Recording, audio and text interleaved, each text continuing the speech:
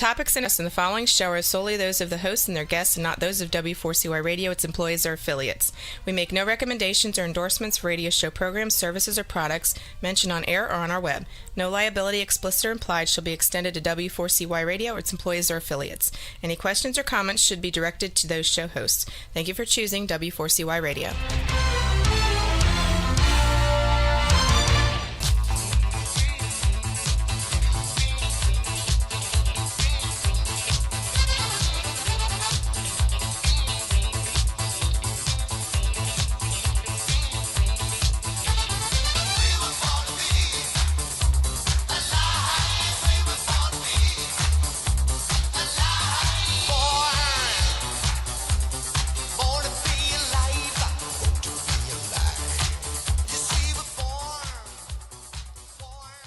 Welcome to Until Now with Rosie Pekar, and at least I hope you're listening to me. I'm having a few little issues here at the moment. Let's see if this is actually working. You can connect to me on w4cyradio.com. Sorry about that. It was a slight delay, so I'm a little bit out. Rosie Pekar, that's my name, and as you probably picked up by the accent, I am Australian. And it's only lunchtime here in Australia, and I believe it's 9 o'clock at night there in the US, and the new year has started off with a few unexpected hiccups. However, hopefully I can work this out while I'm talking to you. We know that women, we're pretty well multi-skilled, but I'm trying to, no, that's not working. Just bear with me 1 second, and no, that's still not working. Okay, I'll just have to plod along and see what works out.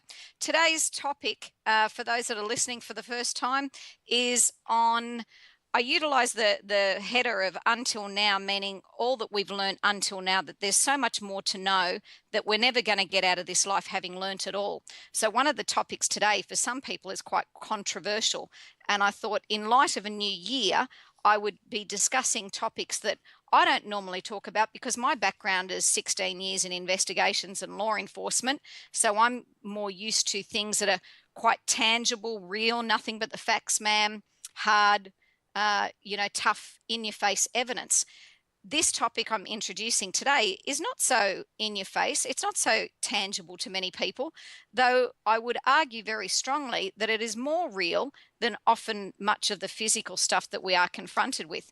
So as I said, in light of a new year, my topic this week is about light itself and life and light, and about journeys into the light. Now, some are thinking, okay, what's she on? What's happened to her?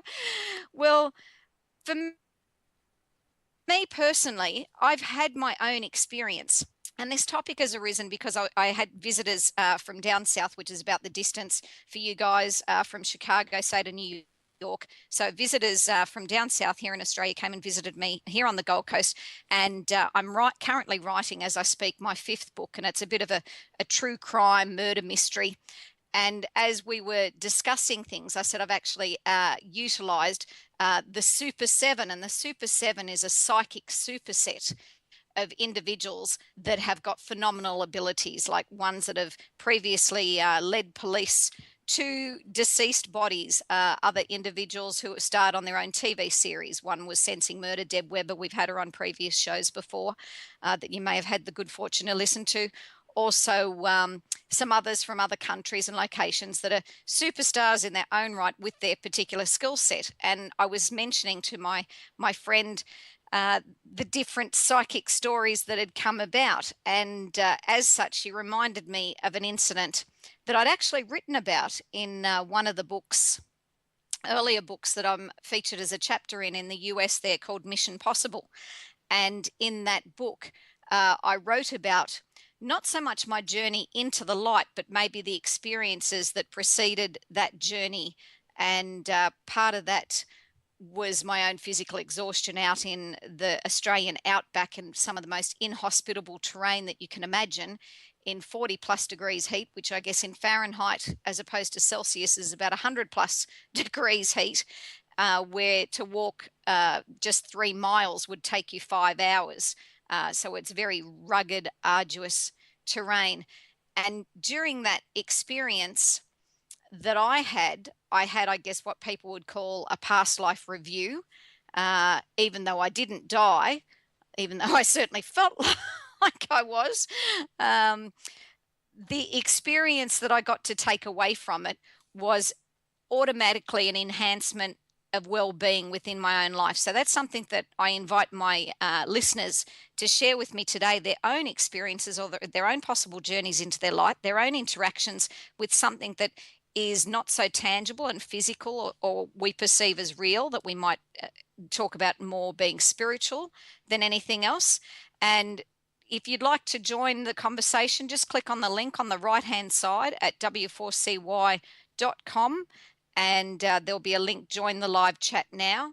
Hopefully it should come up that my program is on now, which is Until Now, and you can join in and share your experiences with those that are listening. But my experience, I was reading, when I was talking with my girlfriend, I had been reading Dr. Brian Weiss's books. And for those in the US that aren't aware of Dr. Brian Weiss, one of his most popular books was called Messages from the Masters.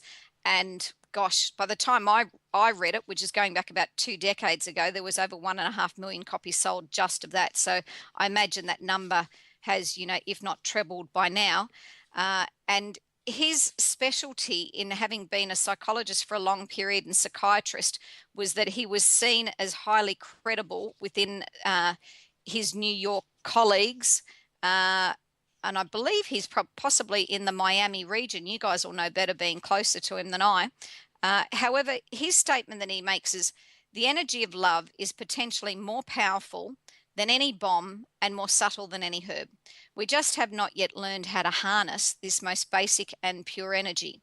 And when we do, healing at all levels, individual and planetary, can occur. So love is something that I guess we don't consider as being at times real. We want others to try and prove it to us. Our reality and experiences that we have, we measure it, especially in relationships. Oh, if you love me, you'll do this. You obviously don't love me because you did that, etc. However, we all know the feeling of love, and that feeling is very real. And as we know, people, the smartest people, become dumb in an instant when overcome by their feelings. So it certainly has more validity and more power. But my own experience that I had when I had this, I'll call it an out-of-body experience, was the fact that I got to review many moments within my life, but not one moment that I would talk about as being extremely significant or memorable, which is what really surprised me. And my first reaction was going, oh, wow, I hadn't remembered that. I hadn't thought of that. And I hadn't remembered or recalled these people until I was observing not only all these people, I was feeling all the feelings that these people had. And at the same time, I was also understanding the interaction of the full experience that everyone was having at the time. And I got the simple message that we are so much greater than any one individual aspect or moment in time. And as I was busy going, oh, wow, as soon as I got the message of that moment, I was straight away transported more or less instantaneously into another moment. And another moment that was equally insignificant, not overly memorable. It could be as exciting as having borrowed a library book. So when I tell you, really not the big stuff that I've done in my life, it was all the, as one person said, those little nameless, unremembered acts. But as I observed them and observed all the people and went, oh, wow, I hadn't remembered this, I got the feelings. I got the feelings that I was party to, as well as everybody else's feelings. And that was even the bigger, oh, wow. So that's my purpose and intention now, to bring and remind people more. Remind is the operative word here, because our mind is always on. There's no off switch. It's like try to escape your thoughts. It doesn't happen. It's like trying to outrun your legs. So you go with you absolutely everywhere. And I learned this at a very early age, and was part of one of the questions here is what gave you the insight to write. My insight was from that early age, because all that I knew how to do in life wasn't getting me the results that I wanted. Life wasn't working out for me the way that I was having dreams or fantasies or imaginings of how it should be working out for me. You know, my desires were heavily outweighed by all my problems and my issues and my challenges and my difficulties. And I grew up in an environment of domestic violence. And so, right from the outset, I had a negative slant on this statement of love, because love to me equaled pain and hurt and suffering. And as a child, you have to believe you are loved. Otherwise, there is no function and purpose to life. So, therefore, that violence had to equal love. And that was, at the time, a warped mindset. I'm not the only person walking on the planet that developed a warped mindset very early on in life. You know, I then worked as a police officer for many years. So I met many people with a similar warped mindset. And I have always sought to improve my lot. I mean, that's like many human beings. We like to improve not only our life and our lot, but the lives of others and their lots as well. It's one of the things that makes us feel good about living, is to add on to another in a positive way. Some people, yes, I know, I can hear it now, saying, oh, Rosie, there's people out there that really don't give a toss. Yes, there will be those people. But that's the good thing that I started to share from Dr. Brian Weiss, is that he talks more or less from a karmic perspective. And Dr. Brian Weiss regresses as a psychiatrist many individuals. Oh God, I believe it would be in the thousands. I don't have the exact statistic to quote, but I did quote a small version about him in my latest book, Cracking the Human Code, because Dr. Brian Weiss is credible within his field. His articles have all been accepted by his peers until he started sharing about past life regression. However, he ignored their poo-pooing and attempts to discredit him because he found validity in taking people back through experiences that they all recalled via hypnosis. Once they identified a problem or an issue or a challenge that was a reoccurring theme in many of the lives, once awareness was brought onto it or some light brought to the problem and situation, all of a sudden the situation itself dissolved. It's like shadows. They disappear once you turn the light on. They no longer exist. And now he's done this with thousands upon thousands of patients, that he doesn't care what someone else has to say, because he knows the proof, as we say in Australia, the proof is in the pudding. He's got the results. He's got so many people and so many clients saying, you know, I had a fear of the dark until I discovered how, you know, I had been, and it may have been a case of where they had many lives, where they had died by being smothered or died by, drowning, or some incident that kept them in the dark. And that hence they brought through a fear of the dark. The important part was karmically what he was sharing in many of his messages, and importantly in this book, Messages from the Masters. I'm tongue-tied. This must be the thing for the new year. My tongue, I think, is wanting to go faster. However, for radio, I'm reminded to talk slower. I'll work out a happy medium along the way. Anyway, Dr. Brian Weiss was stating, for example, one person he had taken back and they had seen their life as a German, as a Nazi, and then in this life discovered how he absolutely hated the Germans. So some of that hate continues on through, and until the prejudices are dissolved, it continues on, and it doesn't create for a wonderful feel-good life. So, for example, if I were to put forward a speculation that, for example, there's much antagonism towards, say, a gay person, say towards a person of a different color, say to a person of a different sex, say to a person of a different religious belief, that persecution of that person, if you're the individual carrying out that persecution, pretty much what Dr. Brian Weiss has discovered through many of these regressions is that person is more than likely to live their next life as the very thing they hated or were so prejudiced about. And that is the beauty and the perfection of karma, that you only get what you give out. It's a boomerang effect. If you haven't given it out, you've got nothing to worry about. If you have, now is the perfect time to get busy on writing those actions and recreating a life that is absolutely stellar in all all dimensions, more or less. So, for example, having worked as a police officer for many years, I recall in my earlier days a young girl being brought into the cells, and that young girl was talking so negatively about how difficult her life was and her problems. And I don't normally do this, but on this occasion, I sat on the cold concrete floor with her and I started having a chat, and I shared a little bit about my background and my life, because from looking at me, I looked like I had it all. Here I was working as a police officer, as attractive young lady, fit, successful in her eyes. She was very surprised to hear what I shared. End of story for me. Until about a decade later, at one of my presentations, after I'd left the police force and I was doing motivational speaking, which is what I do today when my tongue isn't tripping me up. And this young girl has approached me after my presentation. And she said, I know you won't remember me, Rosie. She said, but I've never forgotten you.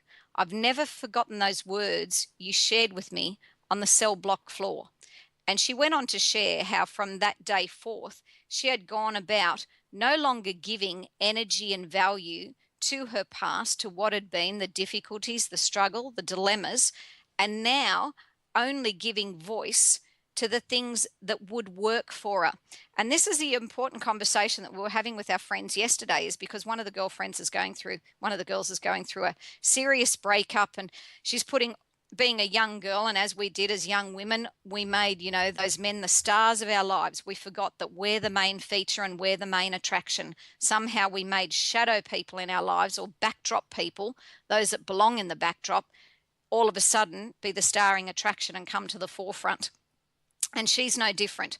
She's made this gentleman, and I use that term very, very loosely, because he certainly hasn't acted like a gentleman, the starring attraction in her life. She thinks about him, talks about him, writes notes about him, is practicing, learning how to run her energy, learned about her chakras so that she can align herself all to have him back. And I said, honey, why don't you start thinking of yourself first and foremost, and looking at that person as a checklist of whether you're on track or off track. So, for example, if there's 3 things about him that you absolutely love, that he was thoughtful, made you breakfast in bed, and kissed you goodbye in the morning. There's 3 lovely traits of the individual. There might be 10 traits of the individual that's really terrible. We're not looking at those. We're looking at the things that we want to keep. Then you can go, yay, universe, you're sort of understanding a bit of my checklist. I've got 3 of those things so far. That's really good. Now let's see what's coming next. That way your focus is still caught up on what you want, what you enjoy in your life, what is the most important and of greatest value to you. Now, I'm curious if there's any of my listeners there that have had their own experience, or as Dr. Weiss, I will get this out. As Dr. Brian Weiss states, nearly all of the people that he regressed had a common experience as they were passing over or ending a life of entering the light. So the light is a common denominator, irrespective of what culture, what belief, what background, what race a person came from. This entering into the light starred most favorably in absolutely every single one of the regressions. Yet everyone had different experiences when they did. Like another one of my friends that I went to school with mentioned only just over a year ago, and rang and said, oh, Rose, you nearly lost me. I was like, really? And he told me the story, and he said how what he envisioned when he was at the doctor's to have a medical checkup, he actually had a heart attack whilst he was at the doctor's. And this is a person who's very well grounded, had over 50 years of life experience, would probably call this a bit of hoo-ha until he had his own experience. And he said what he saw then was that brilliant light, but as he was approaching the brilliant light, he saw so many familiar faces, so many loved ones, so many people that, and this is a person who's very social, by the way, and he saw the greatest party, a party that he could only dream up, in his imaginings. It was beyond his wildest imaginings. And here were so many people that he hadn't even thought of. And he just couldn't wait to catch up with everyone. And as he's catching up with people, he's hearing his name being called. And he's saying, no, not yet. Just wait a minute. And his name's still being called. And he's going, not yet, because he's got so many people that he wants to catch up with. And he's still going, no, not yet. And then he discovered he was back in his body. So his number wasn't up yet. And I think they were calling him back. But for him, he had visions of something greater and more wonderful and positive to go on to. So if you've got your own experience and you'd like to share or join the chat, just go to w4cy.com. On the right-hand side, there is a link to join the chat live. The program is Until Now, and you're listening to Rosie Pekar. And for those that are interested in more detail of what my story was in the Australian outback, because it is after Christmas, and I wasn't on for Christmas, but I'm here for the new year. And I thought, in line with the new year, not the new you, but the expanded, enhanced you, I would happily gift a digital copy of my chapter for Mission Possible. And Mission Possible was a compilation that was written together with Stephen Covey. You might be aware of him. He wrote 7 Habits of Highly Successful People, as well as Brian Tracy, who's well known for his super sales. But I'm featured in that book alongside them there in the US. So I will happily gift a digital copy to the first 10 people that make a positive comment on my Facebook page. How about that? So I won't send you to my Kick Butt page. I'll send you to my Facebook page. And for those that can't spell my surname yet, it's Pekar. So we've got that Rosie Pekar, or Pekar if I'm in the wrong circles, and Pekar when I'm in the right circles. Now, some of the questions: how do you know if you have unfinished business left to do? I would say that since we're still breathing, we've got unfinished business. I know I certainly have. And at my experience that I had, I didn't get a nice, softly spoken voice saying, Rosie, it's not your time, go back to your body, or, we're not ready for you yet, or anything delicate and sweet like that. Mine was a bit of a pattern interrupt. As I said, I was having these experiences of where I saw many insignificant moments, one after another after another. Each time I saw a moment and got the recognition and the awareness and understanding of what's happened, I went, oh, wow. And the wow, I was so thrilled, because it was exciting to understand that there is no such thing as an insignificant moment in your life. And you get nothing else from today's message. That is the one I want you to hear. There is absolutely no such thing as an insignificant moment. Every moment matters. Every moment counts. And that's what I understood from feeling. And it's not so much our actions, it's how we feel and how others feel from our presence, because our presence is the gift that we give to others. It's not the actions might help reveal the gift, but it's our intentions in that moment that matters. That's the feeling that we're conveying. That's the gift that we're giving.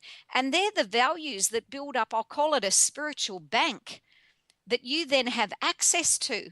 So I can guarantee if you haven't been giving, there's a pretty big deficit. And that deficit, I guess, is what's made up karmically.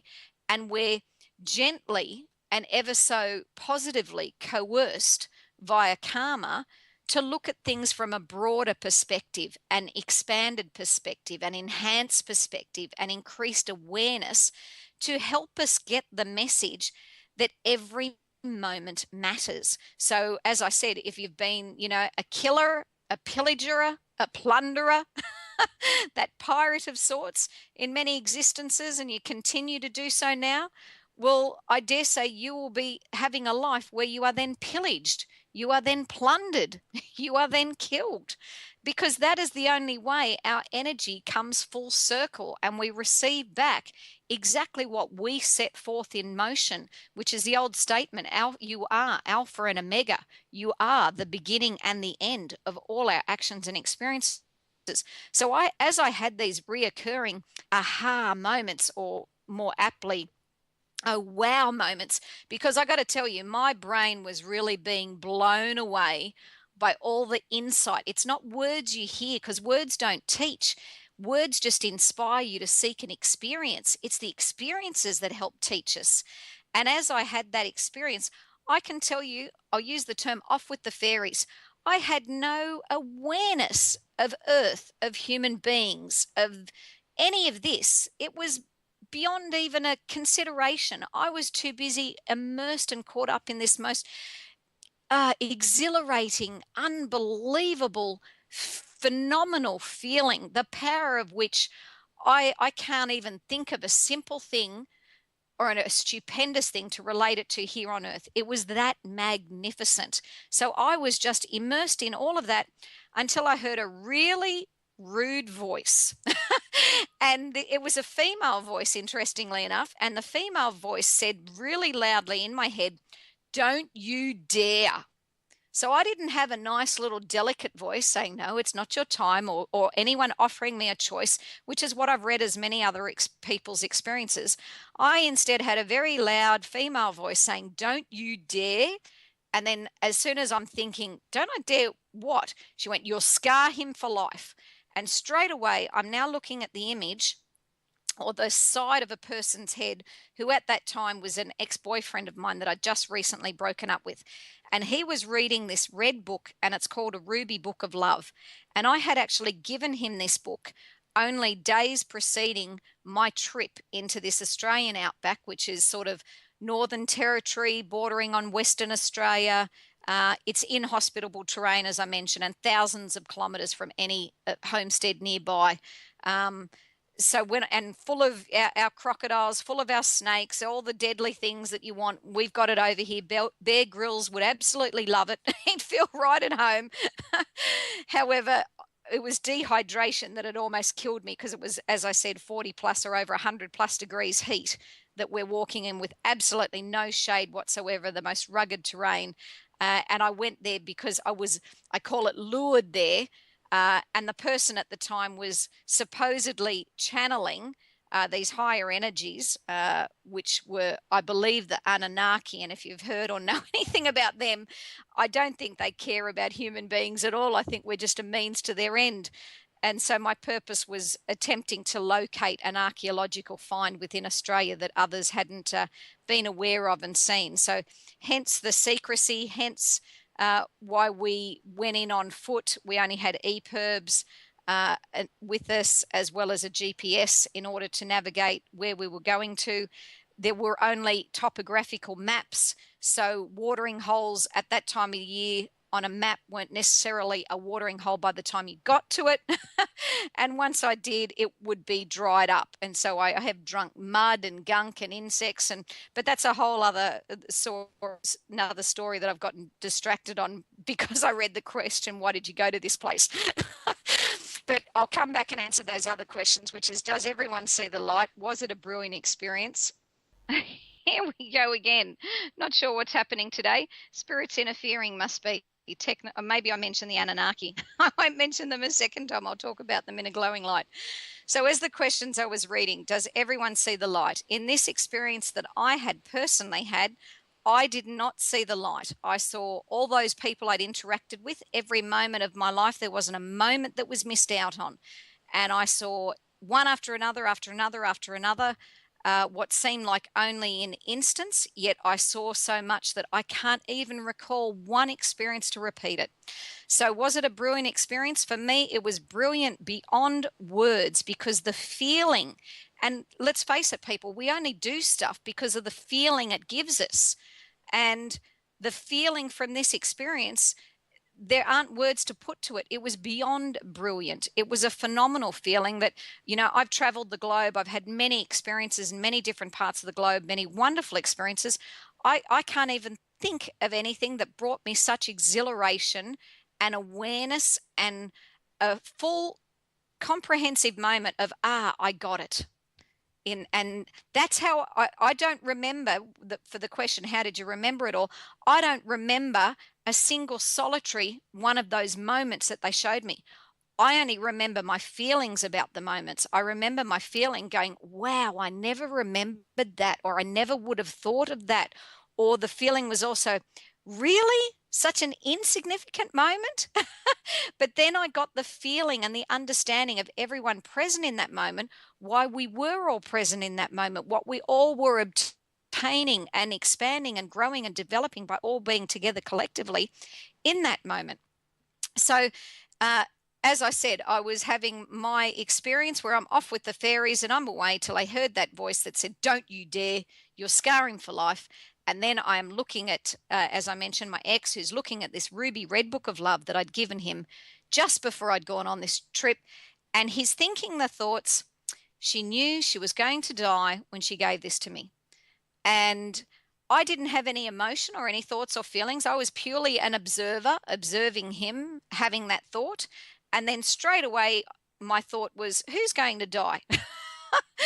And then I'm looking down at my own body, and I'm looking down at my own body, not thinking the first thought, which should have been obvious, as in, why am I looking down at my body? Instead, I was looking at my body and I was just thinking, oh my God, I'm having a fit. Because if anyone's seen a person having an epileptic fit, that is exactly what my body was doing. I was laying on my back, I was face up, and I was stretched out, and my arms and legs were just fitting. And so I was in shock because I never have had a fit. I'm over 50 years of age. I've never had a fit in my life, except for this incident that I'm observing from above my body at a height of probably about 20 meters above my body, looking down. And I'm not emotionally connected. I'm just purely observing, going, oh my God, I'm having a fit. I've never had a fit before. And then I saw my arm swing up and it's hit a big boulder that was right beside me. And I had the thought, why can't I feel that? And as soon as I had that thought, why can't I feel that? I had a punch right in my belly and I was back in my body, and really wishing I wasn't in my body, because I got to tell you, my body felt as miserable and as lousy and as horrible as it possibly could. And so that is the extent of my experience that I had. So I didn't have a light. I didn't have loved ones come to greet me. I did certainly have a review of a full experience of life. And what I take away from that is, as I mentioned earlier, that every moment matters, every moment counts. And in knowing that every moment matters is now why I live my life with the intention of that feelings come first. So my journey into the light is the light of awareness and of understanding.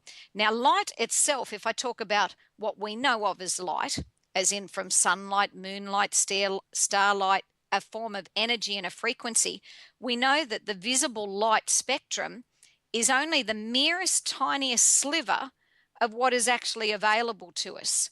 And that tiny little sliver, as vast as it is just that.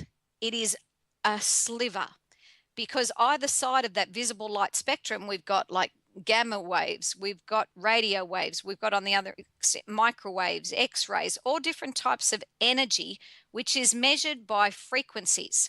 So the higher, faster the frequency, more powerful our energy form.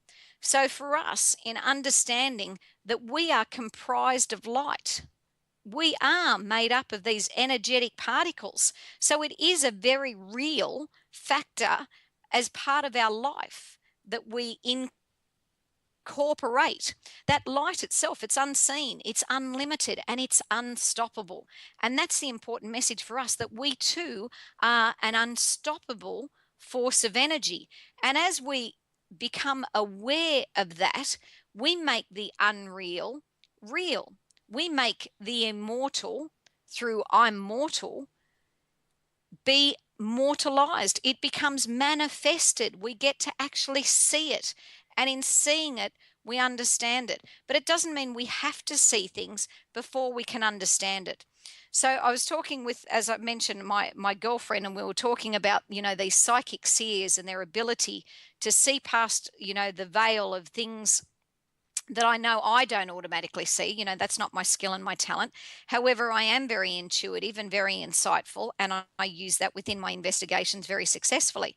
And the one thing I discovered is that, like all other skills in life, this is something that can be enhanced just by our attention to it. And so then our subject went on to dreams. And because I've had a lot of dreams within my life so far that have been precognitive dreams. And again, it's interesting, as I mentioned I wrote about in Cracking the Human Code, a particular dream. I thought I was getting really, really clever, because I had a 6-week period of where every dream was coming about. And again, the dreams weren't super special, they weren't winning lotto. They weren't, Mr. Shining Knight in Shining Armor knocking on my front door. What they were dreams of, my then partner, who was, a wonderful guy, who was cooking me dinner, and I would slap him on the butt with a leek. And the moment in the dream, I would think, what a strange dream. I don't cook with leeks. Everything else to me was normal about the dream. So the next day, when this person would be over and he'd be cooking me dinner, I would be remembering and recalling, oh, the only thing we don't have here is that leek. But everything else about the dream was correct. So over a period of 6 weeks, I had many of these dreams. And I was more or less big noting or bragging or, speaking up my skill to a girlfriend over a cup of tea. And she said, well, if you're that clever, dream what I got you for your birthday.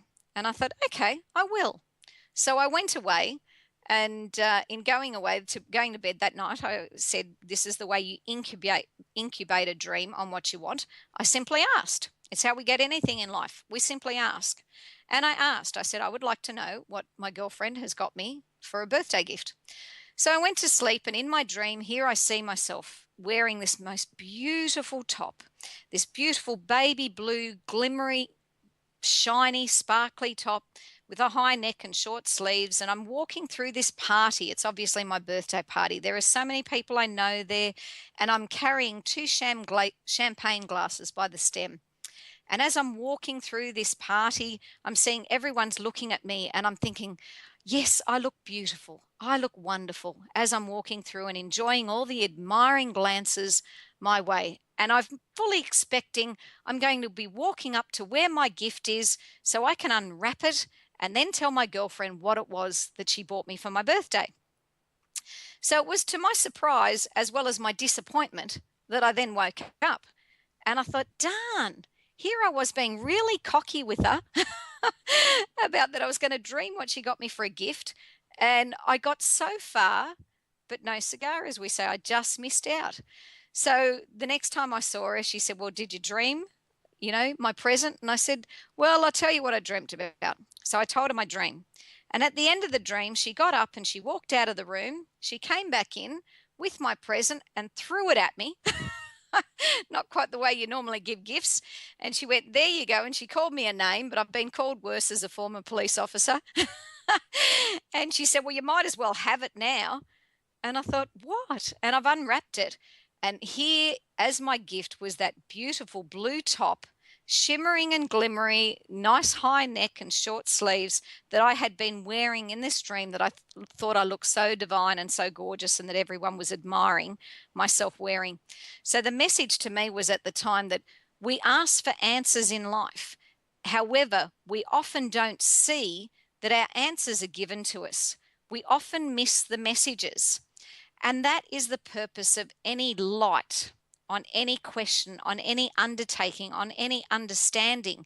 It's simply becoming more aware and attentive moment by moment of what's going on in our lives and how do we feel. If it hadn't have been for my interaction with my girlfriend, albeit her interaction of throwing the gift at me and thinking I really was a smart aleck because I had dreamt what the gift was, I didn't realize I'd dreamt it at all. I was still waiting to see something completely different.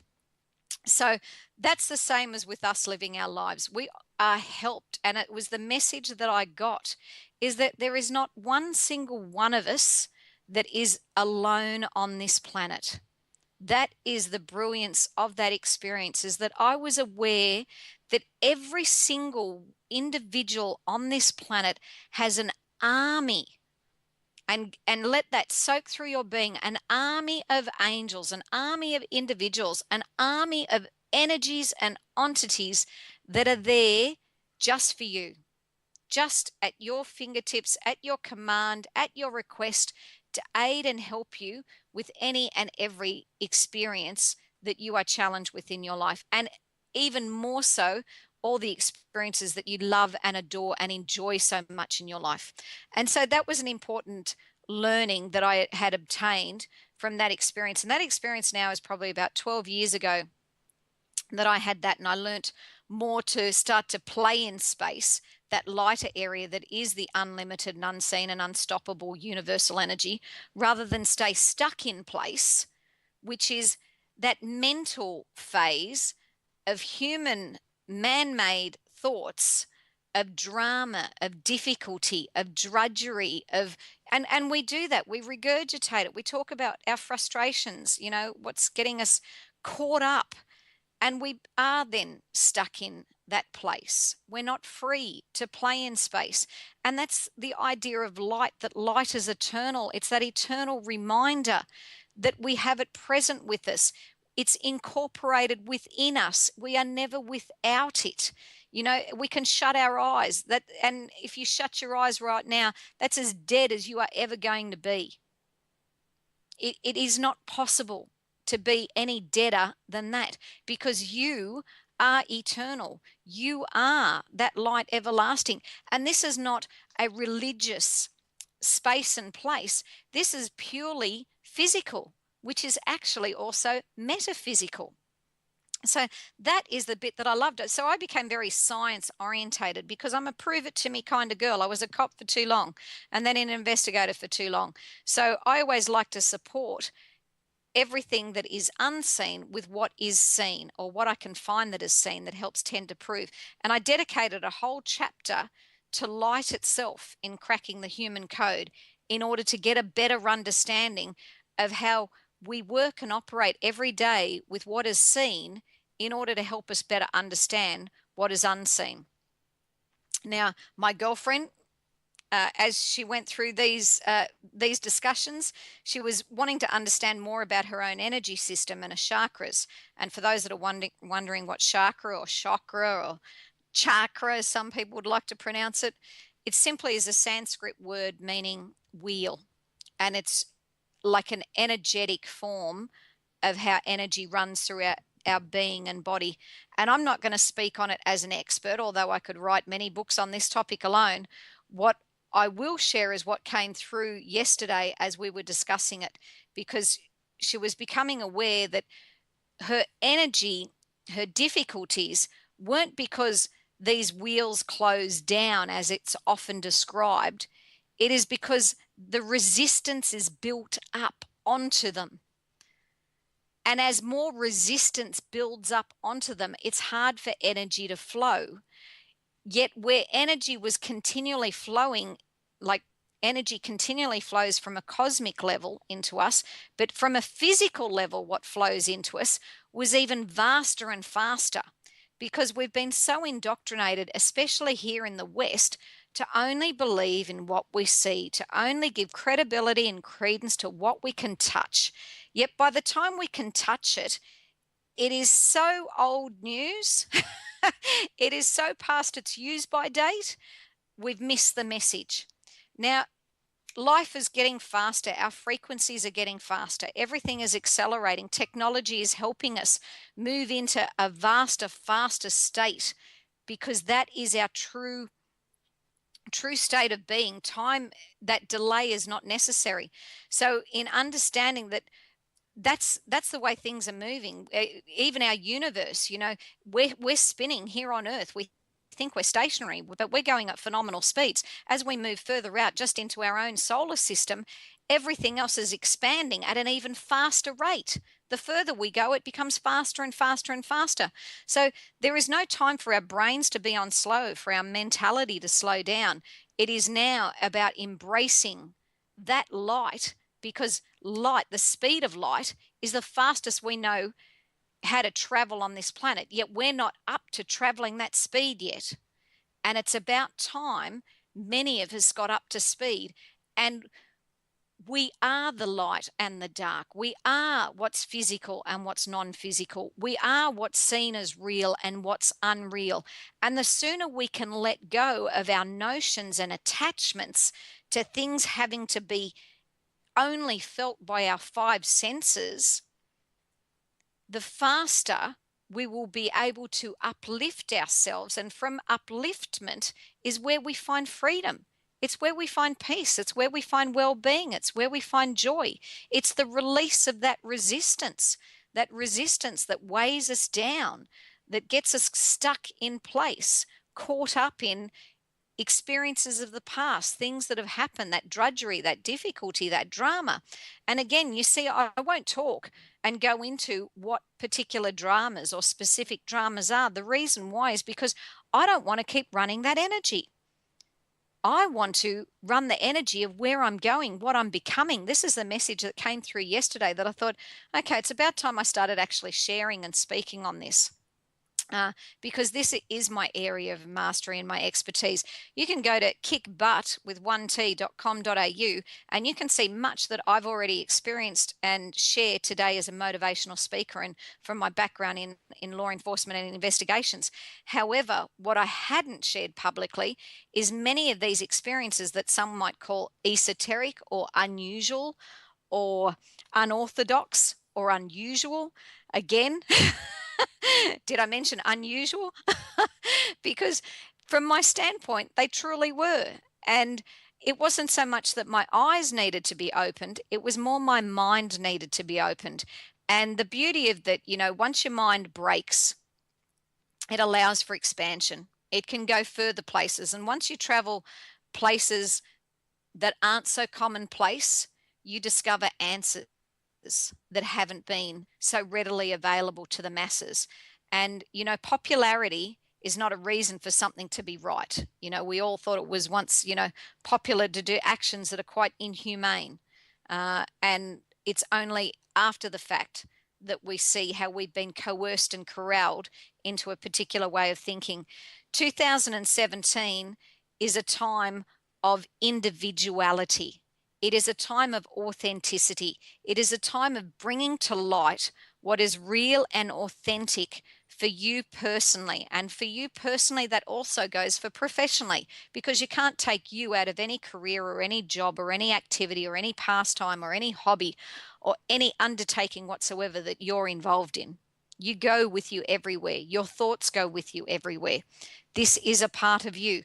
So 2017 being a 1 year is about that individuality, and something that I wanted to make sure I had an episode dedicated to light and to journeys into the light. And we as light bring that awareness. We bring it with our thoughts. We bring it with our attention to the moment. It's the moment that matters. It's the moment that manifests. It's the moment that you become the master. And all the great masters share the one same message, which is that we are the same as you. And as I said, from my experiences, I learnt that it is not what we do, it is the intention, even the misguided intention. It makes no difference. Every single one of us has access to us. There is not a being on this planet who is denied full access. And anyone who says otherwise is simply educating you into a mindset where you're reliant on them. No more are you reliant on externals. You're not reliant on other people to tell you what to think, what to do, how to be, what ritual to practice, what belief to follow. As I was talking with this young girl yesterday about the chakras and energy systems, and I said, you will be your own truest guide. You have access. There's no third party required for your own divinity, for your own internal guidance.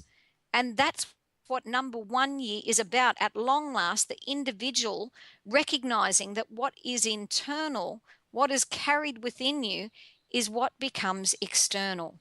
It's your interiorized state of being that becomes exteriorized. It's this opportunity you have now to become master of all matter by your attention to what does matter.